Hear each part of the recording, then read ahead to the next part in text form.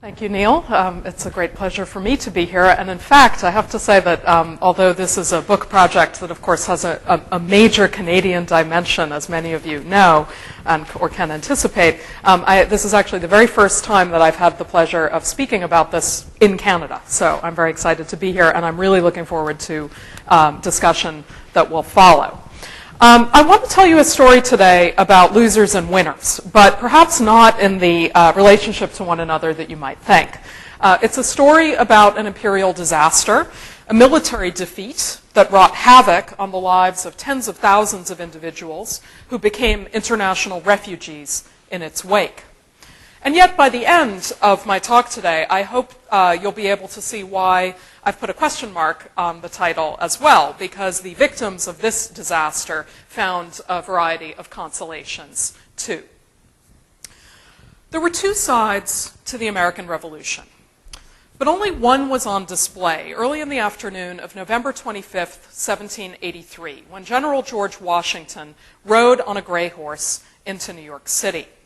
By his side trotted the governor of New York, flanked by an escort of mounted guards. Portly General Henry Knox followed close behind, flanked, and leading officers of the Continental Army followed 8 abreast down the Bowery behind him. Long lines of civilians trailed along as well, some on horseback, others on foot, wearing black and white cockades and sprigs of laurel in their hats. Hundreds crammed into the streets to watch as the choreographed procession made its way down to the Battery at Manhattan's southern tip. Since 1776, through 7 long years of war and peace negotiations, New York had been occupied by the British Army. But today, the British were going. A cannon shot at 1 p.m. sounded the departure of the last British troops from their posts. They marched down to the docks, clambered onto longboats, and rowed out to the transports waiting in the harbor. The British occupation of the United States was officially over. George Washington's triumphal entrance into New York City that day was the closest thing the winners of the American Revolution ever had to a victory parade. For a week, patriots celebrated the evacuation with feasts, with bonfires, with illuminations, with the biggest fireworks display ever staged in North America. At Francis's Tavern, Washington and his friends drank rounds of toasts late into the night. To the United States of America, they celebrated. To America's European allies, France and Spain. To the American heroes who have fallen for our freedom. May America be an asylum to the persecuted of the earth. Generations of New Yorkers would celebrate this day, November 25th, as Evacuation Day, an anniversary which was later folded into the more enduring November celebration of American national togetherness, Thanksgiving Day. And this picture that I'm showing you is a good example of how Evacuation Day sort of made its way into American history and memory. I actually don't know who painted this, amazingly. I've tried to figure it out, and I've asked experts, and they don't know. So if any of you know, please tell me. But as you can see, I mean, this is a very sort of triumphal picture of what really was a kind of victory parade, and all kinds of different sort of social profiles of people are shown in the ranks of the cheering crowds. But what if you hadn't wanted the British to leave? Mixed in among the happy New York crowd that day, there were other, less cheerful faces. For Loyalists, colonists who had sided with Britain during the war, the departure of the British troops spelled worry, not jubilation. During the war, tens of thousands of Loyalists had moved for safety into New York and other British-held cities. The British withdrawal raised urgent questions about their future. What kind of treatment could they expect in the new United States? Would they be jailed? Would they be attacked? Would they be able to keep their property or their jobs? Confronting real doubts about their lives, their liberty, and their potential for happiness in the United States, 60,000 Loyalists decided to follow the British and take their chances elsewhere in the British Empire. They brought 15,000 black slaves with them, bringing the total exodus to 75,000 people, or approximately 1 in 40 members of the American population. They traveled to Canada. They sailed for Britain, they journeyed to the Bahamas and the West Indies, and some would even venture still further afield to Africa and to India. But wherever they went, this voyage into exile was a trip into the unknown. In America, the refugees left behind friends and relatives, careers and land, houses and native streets, the entire milieu in which they had built their lives. For them, America seemed less an asylum to the persecuted, as the Patriots had celebrated it, than as a potential persecutor. It was the British Empire that would be their asylum, offering them land, emergency relief, and financial incentives to help them start over. Evacuation Day did not mark an end for the Loyalist refugees. It was a fresh beginning, and it carried them into a dynamic, if uncertain, new world. Now, I've just finished writing the first global history of the Loyalist diaspora, the Loyalist refugees who left the United States to resettle elsewhere in the British world. Now, here in Canada, that story is much more familiar than in the United States or in Britain, for the very good reason that the majority of Loyalists, or approximately half the Loyalist refugees, came here to the Maritimes overwhelmingly. But if you go south of the border, or if you cross the Atlantic, you'll find that this history has been more or less forgotten. Americans have celebrated the Revolution as the triumph of the spirit of 1776, often papering over the various people for whom the new republic was an exclusionary entity in various ways, while Britons generally ignore the Revolution altogether. They prefer to forget about this embarrassing defeat when they have so many more triumphal moments that they can celebrate instead. And by the way, the opening that I read to you is actually the first couple of pages of my book, and just for a little bit of self-promotion more, I'll show you the book jackets, which I think is interesting. So I don't know quite why the screen is flashing on and off, but when it's on, you'll see here the American and Canadian book jacket and the British book jacket, and I will ask you to guess which one is which. Which one do you think is the North American one?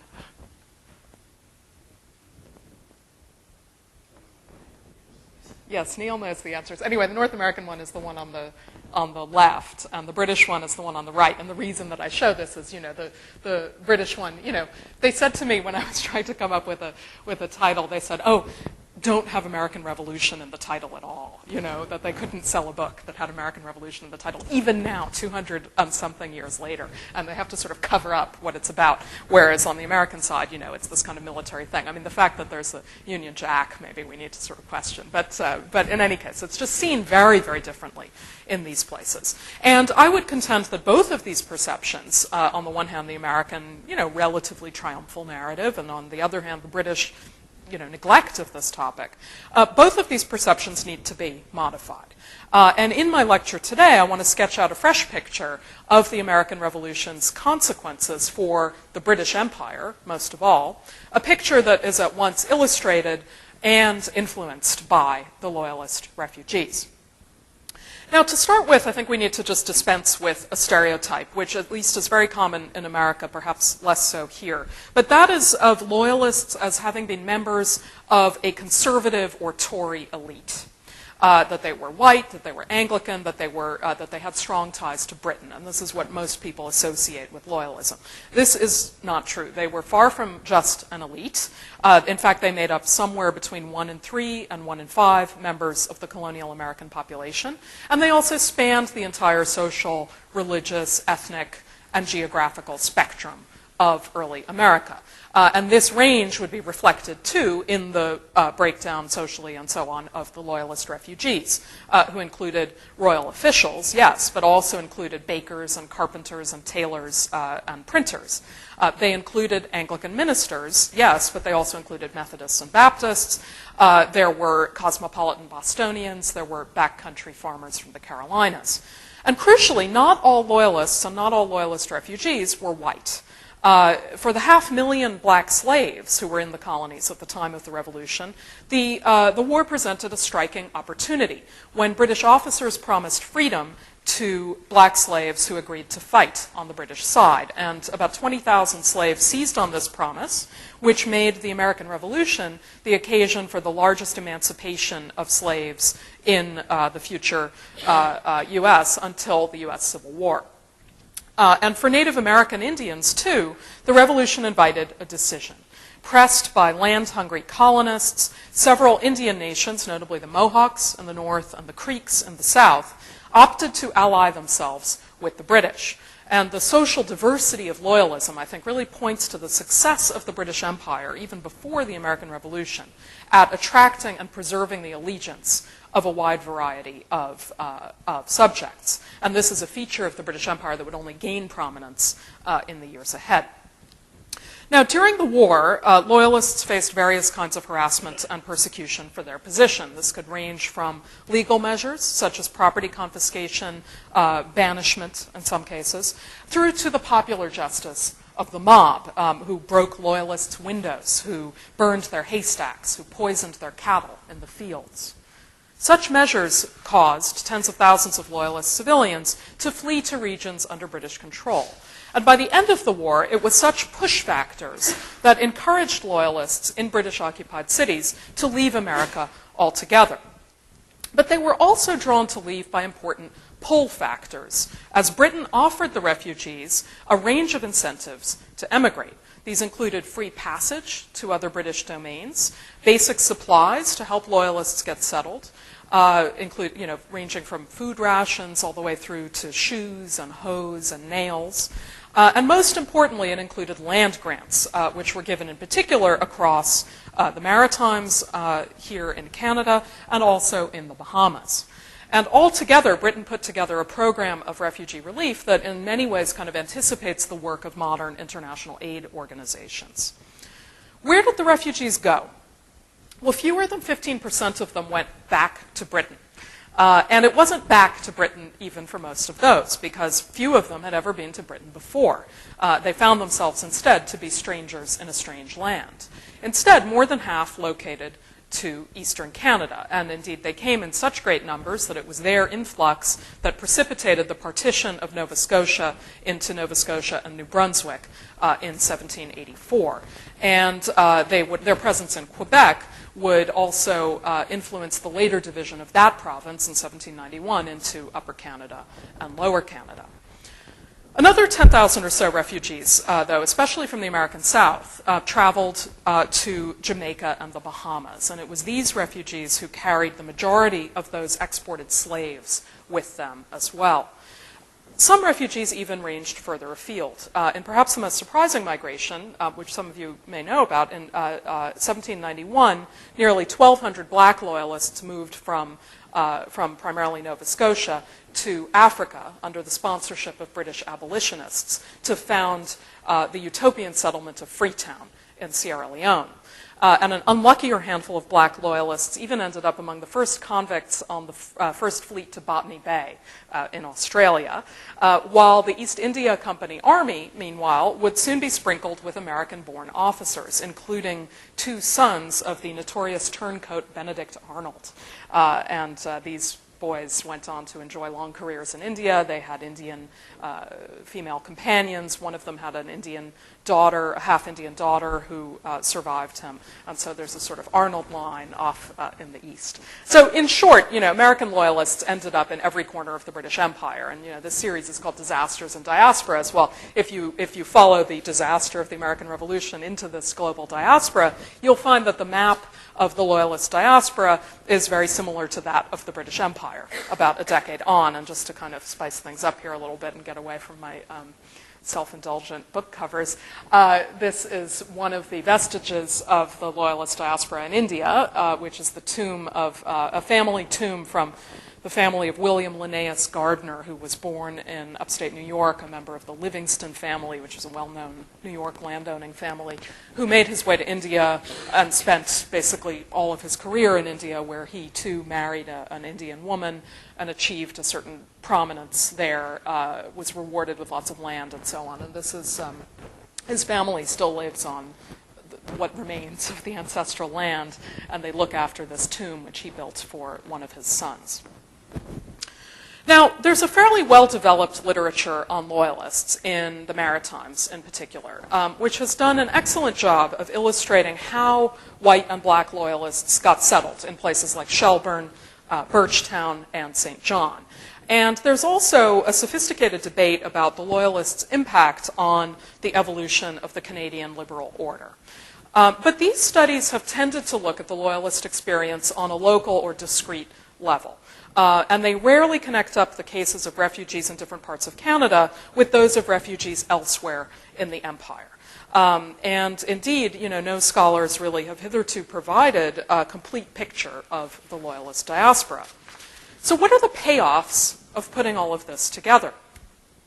Some of the answers inevitably concern the American Revolution, and they situate it squarely on an international stage. Americans cherished that spirit of 1776 that promised all citizens the right to equality and liberty. But for all that historians have acknowledged some of the contradictions and limits on those values, for example, the U.S.'s maintenance of slavery and its aggression toward American Indians, the flight of the Loyalists represents another kind of exclusion that I think Americans have yet to take full stock of, and that is one based in political ideology. So treatment of Loyalists, I think, needs to be fitted into a longer history of U.S. efforts to forge a union out of disparate peoples, regions, and interests. But the central argument that I want to make today concerns rather the effects of this story for how we think about the British Empire, including, but also ranging beyond Canada within the empire. For what we see most of all by looking at the Loyalist diaspora as a whole are the remarkable consequences of the American Revolution for the wider British world.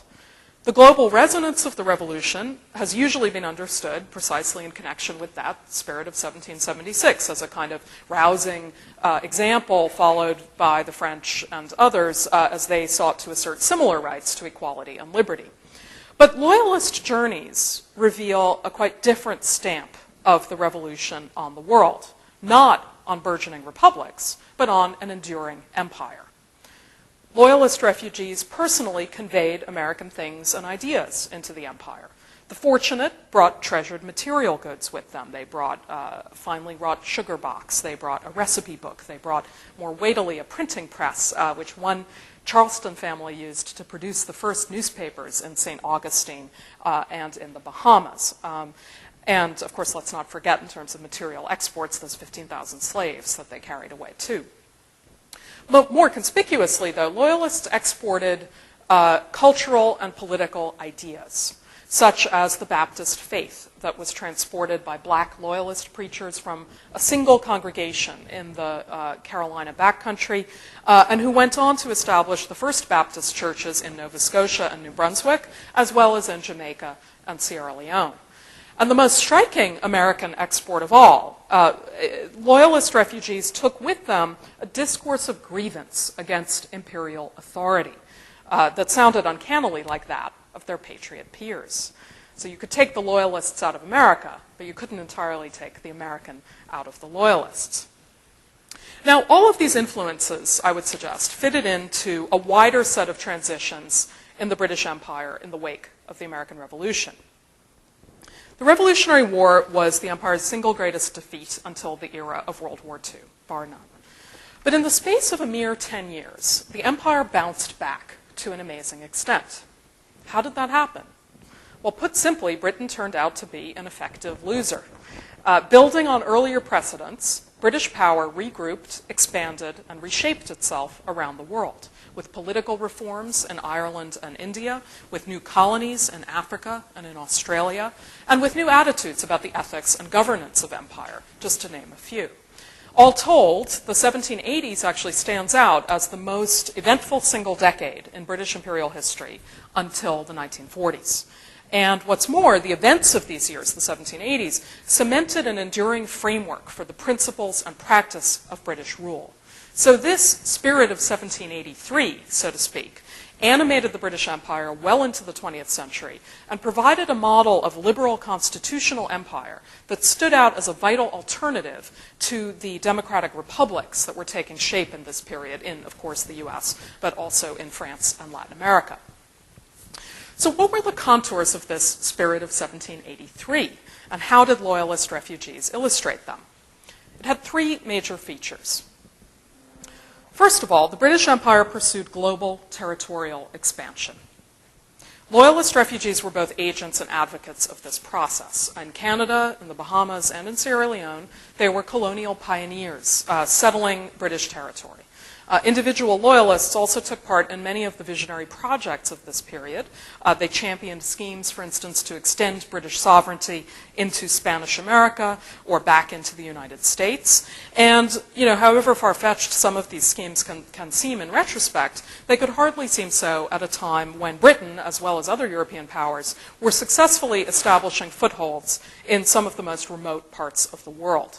The first serious proposal to colonize Australia was put forward by none other than an American loyalist. And I want to stress this global reach because it goes some way, I think, toward amending the traditional view of the American Revolution from a British perspective as a dividing line between what's sometimes called a first British Empire, centered in the Atlantic, dealing with trade and colonial settlement, and a second British Empire, so-called, oriented toward Asia and involving direct rule of manifestly foreign subjects. And I would challenge this division. I would say, in fact, Loyalist refugees ranged from the Atlantic to the Pacific, and they point toward the continuing importance of the British Atlantic, and Canada especially, in framing modes of governance, for instance, that would have much more wide-ranging imperial purchase. So we need to kind of bring these spheres together. A second aspect of the spirit of 1783 was to enshrine a sense of imperial moral purpose. As Christopher Brown has argued in a book called Moral Capital, Britain, after the American Revolution, acquired what he calls moral capital through its championing of abolitionism, in contrast to the slave-owning United States. The treatment of Loyalists, I think, suggests that this idea of moral capital actually had even wider purchase in post-war British policy. Black Loyalists got their freedom from imperial authorities who were increasingly inclined toward abolition themselves, and in fact, Upper Canada's Governor John Graves Simcoe in the 1790s would seek to abolish slavery there, well before many such movements elsewhere in the Anglophone world. Needy Loyalists of all kinds would receive land and supplies in that program for refugee relief that I explained a moment ago. And in the most ideologically innovative relief measure of all, Britain also established a commission in 1783 to compensate Loyalists for the losses that they had sustained in America using British Treasury funds. And this was actually really a milestone, I would suggest, in concepts of state welfare and in how the British metropolitan government would provide for its overseas subjects. But then again, such values had their limits. And the third and final attribute of the spirit of 1783 that I want to highlight was a turn toward an increasingly paternalistic and centralized governing style. British officials, after the war, by and large concluded that the 13 colonies had been given too much liberty, not too little. And they tightened the reins of administration accordingly. Loyalist refugees, for example, repeatedly demanded more freedom than imperial authorities proved willing to give them. And this was, of course, a discrepancy that had undergirded the revolution, in part, in the first place. And for all that Loyalists profited from humanitarian ideals, they also ran up against its contradictions. This was an empire, they would find, that gave freedom to black Loyalists, but facilitated the export of Loyalist-owned slaves. This was an empire that gave land to Mohawk Indian allies in the north, around Brantford in Ontario today, but largely abandoned the Creeks and other Indian allies in the south. This was an empire that promised to compensate Loyalists for their losses, but in practice often fell short. And it was an empire that saw itself in many ways, as Jefferson saw the U.S. as well, as an empire of liberty that joined liberal principles with authoritarian rule. So the spirit of 1783, which is consolidated in the aftermath of the American Revolution, formed an enduring territorial, administrative, and ideological framework for the British Empire going forward. And this is my kind of broad argument. But how did all of this actually play out on the ground in the lives of those refugees?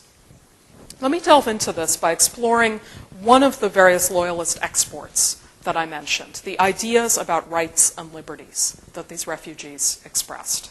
Loyalists had left the colonies because they felt alienated by or excluded by American ideas of liberty. So how well did they fare under the British alternative? In one arena after another, American refugees discovered that the liberties they sought as British subjects did not necessarily correspond to the freedoms that British governors were prepared to give them.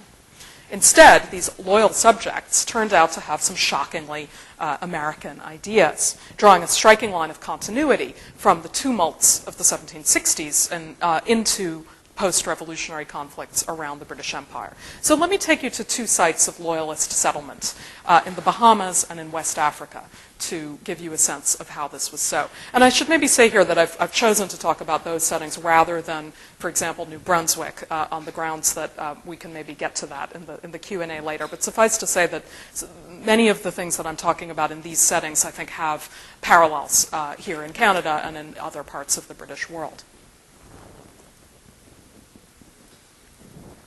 Oops, jumping ahead of myself there. Okay, scene one, Nassau, New Providence in the Bahamas, the summer of 1784. None of the Loyalist refugees wanted to be where they found themselves, but the refugees in the Bahamas were among the unhappiest of all, believe it or not. Most of them were slave owners from South Carolina and Georgia, and they had initially emigrated to the British province of East Florida. But in the peace treaty of 1783, Britain ceded Florida to Spain, which dealt these loyalists a double blow by casting them out once more. They moved to the Bahamas for the pragmatic reason that the islands were nearby and had available land. And as you can see, I mean, the Bahamas are, this archipelago here, right along the coast of Florida. So it's a short, hop, skip, and a jump over to get to them. But they deeply resented having to relocate to a place that they saw as little more than barren rocks, quote unquote. That's a phrase they routinely applied to the Bahamas. What was worse, the governor of the islands did not move swiftly enough, in their view, to allocate their land grants. And he also seemed to be privileging the interests of the old settlers over and above those of the Loyalist newcomers. And the governor's failure to respond to their needs quickly spiraled into broad-based, if not always coherent, Loyalist protest in the islands. On a summer day in 1784, a handbill appeared in Nassau. The peculiar situation of the loyal refugees now in the Bahama Islands, it read, required their steady and united exertions to preserve and maintain those rights and liberties for which they left their homes and possessions. A core of loyalists, something weird is really going on with the lights here, but a core illumination is coming into them. A core of loyalist leaders began organized agitation against the government. 3 lawyers who believed that they were unjustly excluded from the bar stormed into the courthouse and assailed the Chief Justice with, quote, a torrent of Billingsgate language, which led to the suspension of court proceedings for several months. And then one night, Loyalists occupied the church downtown in Nassau and, quote, amused themselves with ringing the bell as if the town had been on fire. On another occasion, a mob of both white and black men armed appeared at the gates of the Chief Justice's house, shouting fire and threatening to shoot the inhabitants. Refusing to abide by the law, calling for the suspension of regular government, these were genuinely revolutionary challenges. And they called themselves Loyalists? The Loyalists' radical behavior left British policymakers scratching their heads. As Lord Sidney, who was the Home Secretary at that time, marveled, it is not a little extraordinary that men who profess to have suffered for their loyalty to the Crown and adherence to the British Constitution should so far forget themselves and the duty they owe to His Majesty as to be guilty of the most daring attempts against his royal authority and that Constitution. In the Bahamas, Loyalist refugees looked remarkably like American patriots. They appealed to the British Constitution in defense of their rights. They resisted its abuse with the printing press and with the law, and they even seemed ready to take up clubs and pistols if necessary. Things only got worse when a new governor arrived in 1788, who looked to the Loyalists like authoritarianism personified. Lord Dunmore had been governor of Virginia at the beginning of the Revolution and had a well-earned reputation for arrogance and self-interest. He was best known, though, for having issued a groundbreaking 1775 proclamation promising freedom to black Loyalists. And this was the Dunmore Proclamation, as it's known, was the first document that sort of set off this whole emancipation of slaves in the American South. So this made Dunmore a highly suspect figure to his slave-owning Bahamian subjects. He immediately provoked their ire and confirmed their fears by tracking down slaves who had been illegally removed from the colonies by white loyalists.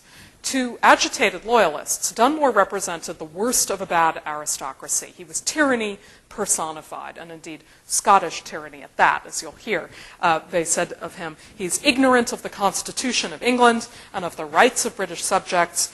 His principles of government are such as might naturally be expected from the lordly despot of a petty clan. Now, to Dunmore, the Loyalist party in the islands, as he called them, appeared to be a selfish bunch of hucksters, horse thieves, smugglers, and refugees primarily concerned with keeping stolen slaves. So the two groups would clash repeatedly over issues ranging from representation in the assembly to the management of slaves. And for 7 long years, Dunmore refused to call an election while Loyalists protested against his authority. These tensions would only at last be mitigated when the French Revolution invited increased consensus behind the government, and when Loyalists at last won the victory of having Dunmore recalled from office in 1796. Now, what was really going on here? The persistent tensions in the Bahamas exposed a real fissure among Loyalists in ideas about what the British Empire ought to do for its subjects. A commitment to British rights could be held with equal sincerity, with equal passion, by people who had very different ideas about what those rights actually were. Some Loyalists in the Bahamas, for instance, articulated an oppositional rhetoric of rights and representation that was very similar to that of American patriots. And it's a language also that bore striking parallel with contemporary debates going on in New Brunswick. But Dunmore and his supporters espoused a competing image of what the British Empire stood for, a vision historically more congenial to metropolitan authorities than to provincial white settlers, a vision of a multi-ethnic community united under a tolerant and protective crown. Competing ideas about rights could revolve around electoral politics, but they could equally involve a racial dimension around setting white settler rights, as they saw it, against those of black subjects. And this is further reason, I think, that we need to sort of bring these kinds of stories together, even though they're often, in the literature as it exists to date, explored as separate strands. So how did the empire's black subjects experience this imperial tolerance? Well, let's move to a second scene. This one is Freetown, Sierra Leone. And this image, I'd be happy to talk about a little more later, but it was drawn, this image is a rare surviving image of Freetown in its very earliest years in the 1790s, and it was drawn actually by a white loyalist who landed up there under very peculiar circumstances and stayed only for a couple of months, but managed to make this sketch, which worked its way into an engraving and into posterity as a result. So, black subjects' experience of imperial tolerance. Well, this would be experienced most directly by the black loyalists who founded Freetown. They had a rare chance to find out just what these promises would mean. The settlement of Sierra Leone was sponsored by British abolitionists who had hoped with this experiment in founding a free black settlement on the coast of Africa to undercut the economic justifications for the slave trade. And in 1791, a black loyalist called Thomas Peters, who was active in New Brunswick, helped to recruit 1,200 colonists for the project from the black loyalist communities around Nova Scotia and New Brunswick. They migrated from Halifax under the direction of Freetown's first governor, who was a young abolitionist called John Clarkson, and who was the brother of the more famous abolitionist Thomas Clarkson, who was one of the leading promoters of anti-slavery in Britain. And John Clarkson was very well liked and respected by the majority of settlers, which was quite important given the sheer difficulties of what they were to encounter. But from the outset of this expedition, Thomas Peters, the black loyalist leader, and John Clarkson, the white abolitionist, clashed repeatedly. While Clarkson struggled to cope with supply shortages and with other kinds of hazards plaguing this new settlement, Peters led protests against the slow allocation of land. This is a recurring Loyalist complaint, and various other infringements that he promptly likened to the slavery that these black settlers had once endured. And Clarkson would soon find that the settlers, as he put it, having imbibed strange notions from Thomas Peters as to their civil rights, became fractious and reluctant to work. On Easter Sunday, 1792, Clarkson learned of a plot by Peters to take over the government outright. He immediately called a meeting under a large tree, under a great tree, he put it. And this is a great tree in downtown Freetown today, which many people in Freetown think was there at the moment of the founding of the city. And so I like to think that this was the tree under which this happened. And so with the settlers assembled before him, Clarkson turned to Peters and said, in his diary he writes, said it was probably either one or other of us would be hanged upon that tree before the palaver was settled. Clarkson reminded the settlers that the demon of discord would bring misery and guilt and blast every prospect of bettering the condition of the black population throughout the world.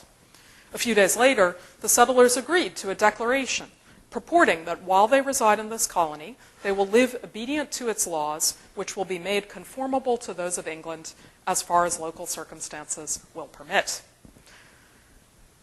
Well, tensions would mount afresh under Clarkson's successor, the austere young evangelical Zachary Macaulay, who is the father of the more famous historian Thomas Macaulay. Everybody in this story is related to a more famous Thomas. And with the French Revolutionary Wars at that point sweeping the world, this is the 1790s, Zachary Macaulay imposed a loyalty oath on the black settlers to confirm their allegiance. We was British subjects 18 and 20 years before we came here, they reminded him indignantly. And since after our arrival here we all took the oath of allegiance to our king and country, we therefore refused to comply. As loyal British subjects, they should get British rights, with no questions asked. To them, Macaulay's maneuvers looked suspiciously like more familiar white efforts to deny them land and rights in the previous places they had lived. Some of the settlers summed up their distress in a plaintive letter to John Clarkson. In your being here, we once did call it Freetown, but since your absence, we have a reason to call it a town of slavery. In September 1800, after repeated efforts to improve their conditions through petitions and through protest, some Freetown blacks decided that enough was enough. They issued their own legal code, effectively setting themselves up as an independent government. They elected their own governor, and they gathered up their guns, and this is a vital break with authority. The Loyalist rebels took up a position on a bridge just outside of Freetown with the tacit support of the local indigenous ruler, ready to fight for their alternate government. For one steamy week in 1800, black Loyalists around Freetown had to choose once more between staying loyal or joining a rebellion. About half of the settlers joined. They had struggled for freedom on both sides of the Atlantic, and they hoped that their self-assertion might at last prevail. But the end was perhaps sadly predictable. The governor immediately dispatched British troops to fight back the rebels. 2 were killed, 30 were captured on the spot, and the rest were mostly hunted down from the bush. Among the 24 rebel leaders who were banished from the colony for their participation in this rising was one Harry Washington, who had run away from his owner, George Washington, some 20 years before. But also banished was a self-named former slave called British Freedom. The African-American Revolution was over, and liberties, it seemed, whether American or British, would be repressed. So, what are we to make of these clashes between loyal subjects and British authority? Well, the answer preferred by some British metropolitan authorities looked rather like this. It's an image by the Anglo-American artist Benjamin West, and it's called The Reception of the American Loyalists by Great Britain. It was produced in 1812, and it appeared as the frontispiece to a memoir by one of the leading commissioners on the Loyalist Claims Commission, which had been set up to compensate Loyalists for their losses. And as you can see, I mean, this picture kind of says it all, in my view. At the right of the frame, as you see, we have a larger-than-life Britannia, who is extending her, benevolent hand over this diverse throng of refugees. They include, standing closest to the throne, various identifiable and prominent white loyalists, including, for example, William Franklin, who's the son of the more famous Benjamin, not a Thomas, but, same idea. And they also include, of course, as you can see, an American Indian, who is depicted here as really sort of the archetypal noble savage, and who shelters, according to the text that accompanies this image, a widow and orphans rendered so by the Civil War. And behind them huddle a number of blacks who, again, to quote this accompanying text, are looking up to Britannia in grateful remembrance of their emancipation from slavery. And this appended text also notes that these figures that are holding up Britannia's mantle there in the heavens are representing religion and justice. But I think another emblem here, of course, requires no explanation for us, and that is the crown, which is the focal point of imperial loyalty and which is caressed here by a refugee's outstretched hand. So every part of this image illustrates that spirit of 1783, consolidated after the American Revolution and strengthened in the years ahead. It was a hierarchical empire, with the king, with the law, with the church at the helm, and with white men standing closest to the seat of power, and women and non-white subjects following obediently behind. It's an embracing empire, an empire that is ostensibly protective of black freedom, and inclusive of indigenous peoples, an empire that extends relief to the poor and the powerless. And the Loyalist refugees here, who had been sort of the focal point of imperial distress at the time, in 1783, have now been sort of rebranded into poster children for Britain's post-war success. But of course, the results of the diaspora could also look decidedly darker than West's clean lines here represented them. And this is the first point that I want to make in conclusion. Many of the refugees, and especially the non-white ones, plainly did not so widely share a sense of triumph. Rather, as the political conflicts that I've described suggest, Loyalist refugees pointed to a vital afterlife of American Revolutionary-style protest that continued into the post-revolutionary empire. They had left the colonies believing in the king and the preservation of empire, and their cause to this extent was splendidly validated by the empire's post-war ascent. But many refugees also believed in imperial reform, and they sought expanded rights and liberties as British subjects. And so the crux of the clashes between Loyalists and British authority had to do with these different ideas about liberty, whether challenging issues of representation, land allocation, slavery. Subjects, both white and black, invoked a language of British liberties to articulate their grievances. So if one result of the American Revolution is really to kind of entrench a model of imperial government that had been nascent since at least the 7 Years' War, and indeed articulated very vividly in the Quebec Act of the 1770s, in which ethnically diverse subjects enjoyed liberties within a kind of hierarchical framework. Another result of the war, I think, was to entrench a discourse of resistance around competing definitions of British rights. And these provincial understandings of British rights had prevailed over metropolitan ones in the American Revolution, and similar discourses of rights and liberties would eventually prevail again in contests for home rule here in Canada, in Ireland, and in India. So in the short term, of course, the assertion of authority in the Bahamas and in Sierra Leone, among other places, shows how the British Empire successfully contained the forces of resistance from within. And this is the second key point that I want to close with. There's a crucial contextual reason for their success here. The coming of the French Revolution strengthened both imperial resolve and popular consensus. Planters in the Bahamas, for instance, had much more to fear from a repeat of what was going on Saint-Domingue than they did from Lord Dunmore's relative tolerance toward blacks. Loyalists ultimately were loyal in the sense that they preferred the stable security of belonging to an empire to the chaos, as they saw it, of a revolutionary republic, whether that be the U.S. republic or the French model. So the spirit of 1783 that Britain had forged in the aftermath of the American Revolution made it far better equipped to withstand the forces of revolutionary France, presenting a resilient alternative, one that wasn't so much counter-revolutionary as it was post-revolutionary, forged in the aftermath of the American War. And this spirit of 1783 would be brilliantly vindicated at Waterloo and at the Congress of Vienna, which ended up reasserting on an international scale, and certainly across Europe, the power of monarchies and empires, and much more sympathetic to Britain's vision of how the world should look than, say, that of the United States. So it's telling, I think, that the assertion of imperial authority, rather than an extension of a certain type of republican liberty, should be the result of the scenes that I sketched out for you today, because the classic narrative that we have of this period as the age of revolutions is one that suggests that there's expanded global freedom in these years, and I think that has to be modified. So rather than end with an image like West's happy picture here, I prefer to see the endpoint of the Loyalist story at a place like this. Any guesses on where or what or anything this might be? I heard some very faint murmur from somewhere in the back. Anyway, this, huh?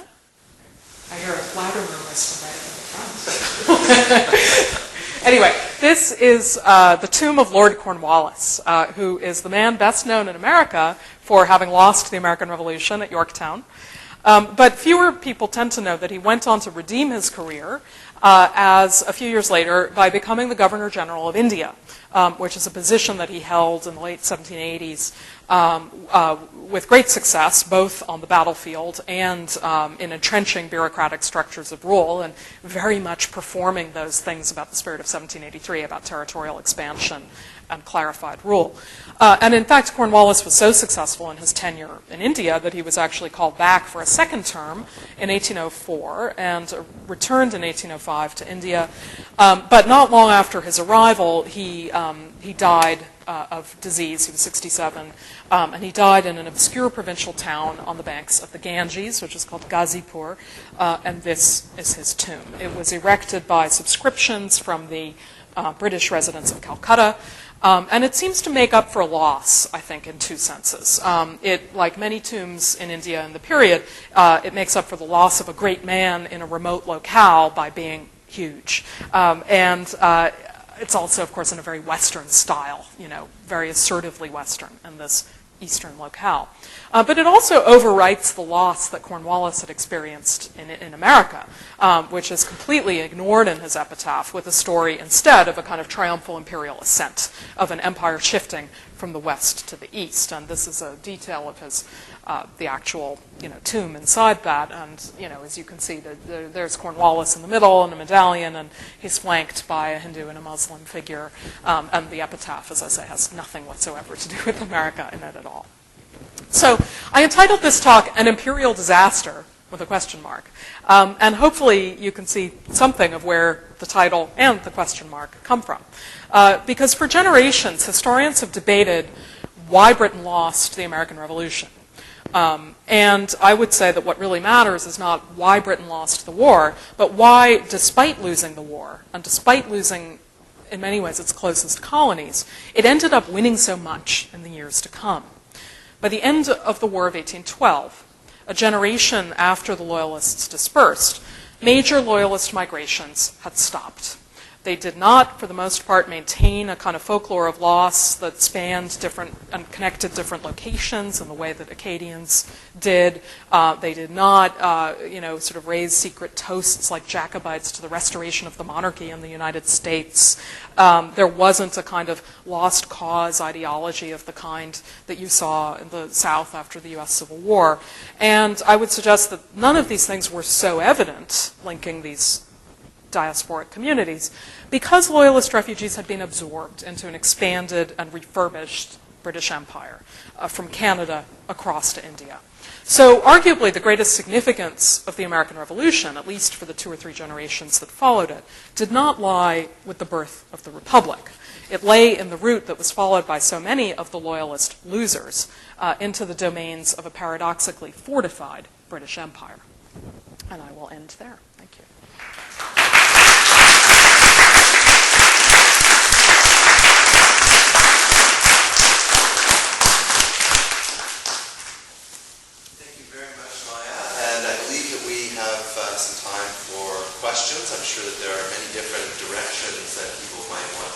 ask questions and the floor is open. I think we're going to use this microphone so that it can get recorded. So first we hear Alexei Kuzhetkov-Stelzik.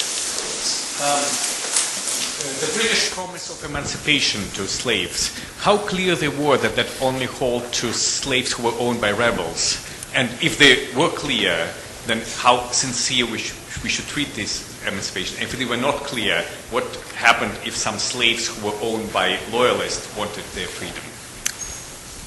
So the promises were very clear, and in the Dunmore Proclamation it says, slaves appertaining to rebels will be welcomed in. And so this is, of course, important, and it points to the pragmatic nature of this gesture. But I think that that doesn't necessarily challenge the sincerity. I mean, that is to say, there's no doubt that this was pragmatically directed toward rebel-owned slaves, which I think fits into the picture I'm trying to suggest of an empire in which, look, I mean, this is a slave-owning empire. It's allowing loyalists to export slaves by the thousands, even while it's making these promises to some.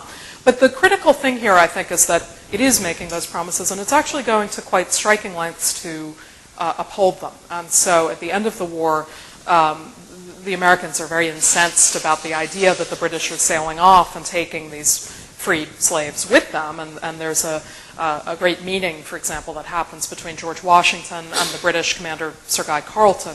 And, Washington says to Carleton, what's going on with these slaves? We want them back. You can't, the treaty says you can't carry off any of our property.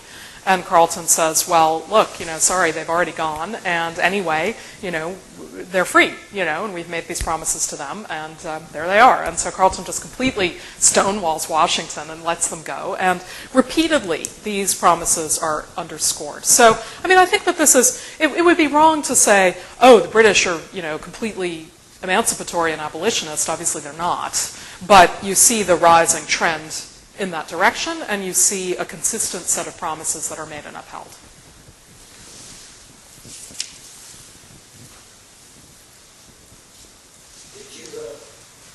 I think we have a mic here.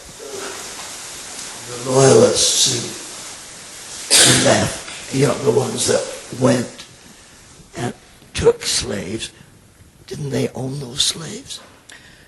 Yes. So what was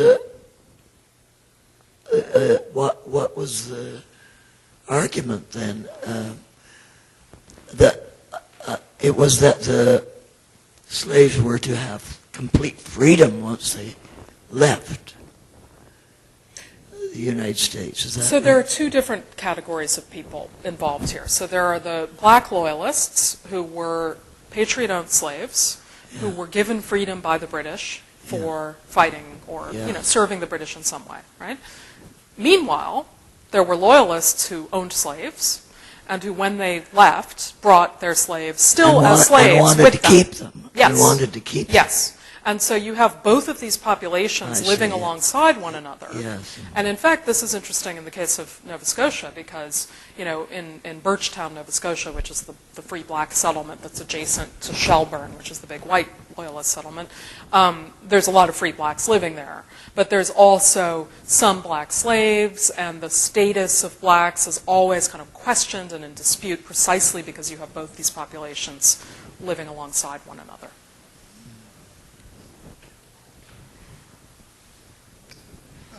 Ought we to be shocked by the rebelliousness of loyalists abroad? After all, many of them participated in protests against the Stamp Act. They were critical of taxation policies. Some participated in the Boston Tea Party, and some, like Joseph Galway, were in the Continental Congress. The dividing point, it seems to me, is the morality of armed rebellion, and that's where the loyalists start to peel off. But ideologically, they argue from the same premises as the patriots in many ways, and you're right, it's very hard to distinguish one from another until the armed rebellion starts. Yeah, that's absolutely right. I mean, that's kind of a central point here. I think that it's very important to see them both as coming out of the the problems of the 1760s, for example. I do think, armed rebellion is the dividing line.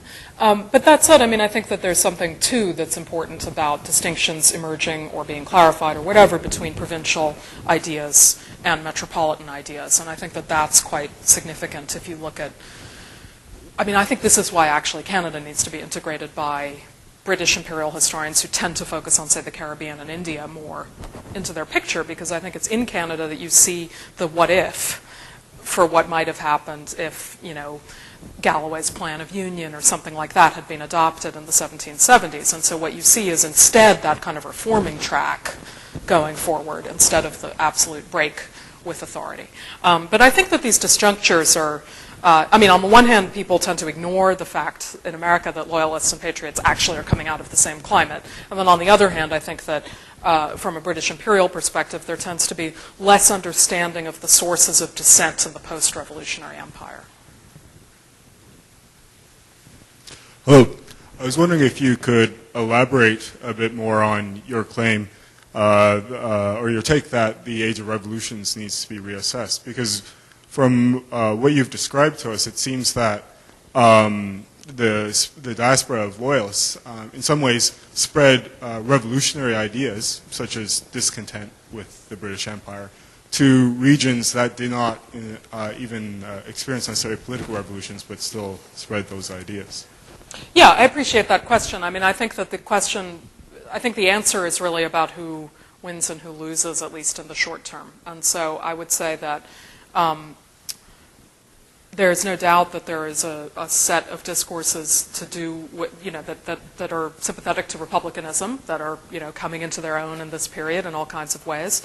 But equally, it's wrong, I think, to see those as the triumphal outcome of this period when you look at what actually happened. And when you see what actually happened, you see the French Republic, of course, collapsing into an empire and having the monarchy restored. You see the United States presenting itself as an empire of liberty and expanding westward fast and furious. And they had no idea that a republic and an empire were opposing concepts, and it's been anachronistic perhaps to suggest that they were, but you see that taking on imperial modes. And above all, you see the British win, in these wars, and you see the reestablishment of monarchies in, Spain and Belgium and, wherever that end up sort of reasserting these kinds of imperial practices. And finally, you see a massive increase in the scope of the British Empire and in the more, as I said, that more centralized authoritarian governing style. So, I think these discourses of resistance, of republicanism, equality and liberty in a republican mode are very much there, but they're existing within a world in which, in fact, imperial power has been, on a global scale, expanded and reasserted. I think the microphone is making its way around. Thanks. I have, I think, a broader historiographical question, and it speaks to the utility of Atlantic scholarship.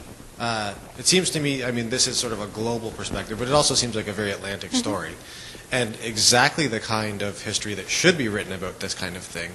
But for so long, particularly American historians have been accused of using Atlantic scholarship for colonial history. And I just wonder where you see this fitting in. Are you an exception? Do you see a change among American historians to look beyond America and use Atlantic history as it's been promised to? Or is Atlantic history going to continue kind of being a stalking horse for American colonial history? Well, I can, of course, take the happy position of being a British imperial historian. I'm rising above all of that. But I think you're quite right. Atlantic history became championed for a while by Americans who basically were interested, who sort of realized that Britain was there too and wanted to kind of bring that back into the picture. And in its narrower forms, and I think in its less honest forms, Atlantic history has been basically Anglo-American history. There's, meanwhile, a separate, and I find more stimulating literature that views Atlantic history as a sort of container for the history of slavery and the slave trade and abolition, which tends to have a more interactive sense of the Atlantic, both including the Anglophone empires, but also French and Spanish and Portuguese elements, and in terms of sort of drawing in the different quadrants of the Atlantic. That literature has been more inspirational for me in this project, certainly, than the first, although the first, of course, is highly influential in terms of sketching out these political discourses. But I guess I feel that, I don't know, I mean, I think Atlantic history is actually something that my host, Professor Saphir, can comment on from a somewhat different perspective. But my sense is that over time, actually, that field has been sort of successfully challenged by its critics who point to exactly the narrowness that you attach to it. And I like to think that there is now a broader sense of what Atlantic history connotes. And my own position would be that I think we need to situate that Atlantic history within an imperial history, for those of us who are interested at least in the British world, and that you can't understand an event like, say, the Boston Tea Party in purely a local context or even purely an Atlantic one. You have to, if you're interested in the global elements, you have to really sort of bring it onto that bigger stage. Bernard Balin, Professor Emeritus of the Harvard History Department, would have a different take on the Anglo-American and vision of the Atlantic, but that's for a different moment. I'm curious about how you evaluate Peter Linebaugh, Marcus Rediker's many-headed Hydra, which was a tradition of resistance that predates much of what you talk about, and certainly goes well past the French Revolution. Is that a minor theme which is then crushed, or is it the driving force of all this rebellion, as they argue? Is this something you feel you need to address, or is it irrelevant? I think that their work is very, stimulating in all kinds of ways. I tend to not, I don't, while on the one hand I don't see the American Revolution or loyalism as being a phenomenon among the elites, obviously, I also don't really subscribe to a picture that sees all forms of resistance as being fundamentally that of subalterns versus their oppressors. And so I think that's the primary way in which I would depart from the positions I see them taking. On the other hand, I mean, one of the things that their work has been very stimulating with, and so has the most famous unpublished dissertation in Atlantic history by Julius Scott, talks about the ways in which ideas are transmitted, from mouth to mouth, from document to document. And that's something that I think they're very good on, and that is incredibly interesting, just to sort of see how news gets from one place to another, and how ideas about revolution or its opposite, or kind of gain popular currency and community around them. So that's what I take from their work that fits in with my own picture.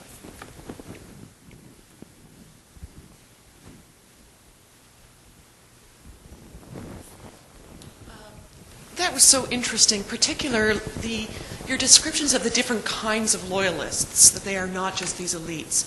Let me ask you about this group of loyalists who stayed in the new U.S. and disappeared, or left and tried to get back. And these are the people that emerge in the legislative petitions at the state level.